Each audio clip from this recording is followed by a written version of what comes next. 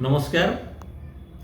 गत किछि मास है ओडिशा प्रदेश कांग्रेस कमिटी सभापति श्रीयुक्त भक्तचरण दास नेतृत्व में राज्यव्यापी विभिन्न प्रसंग में आंदोलन जारी रही।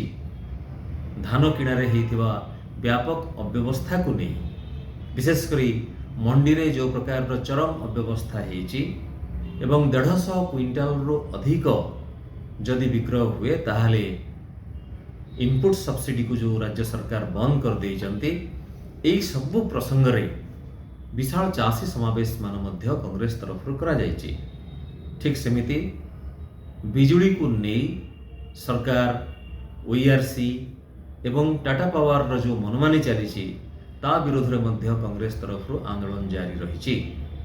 प्रदूषण सर्टिफिकेट को नहीं, जानवाहन को नहीं जो प्रकार तंड गड़ुचंती राज्यवासी ता विरोध में मध्य कांग्रेस स्वर उत्तोलन करिछि।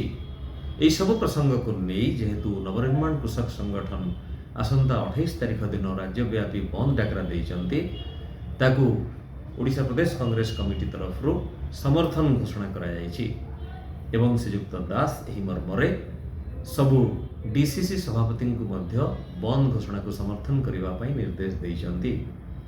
आजिर एई प्रेस विवृत्ति रे आमे समस्त कांग्रेस कर्मी एवं नेता को यह कार्य समर्थन करने बंद डाकरा को समर्थन करने निवेदन करुचु।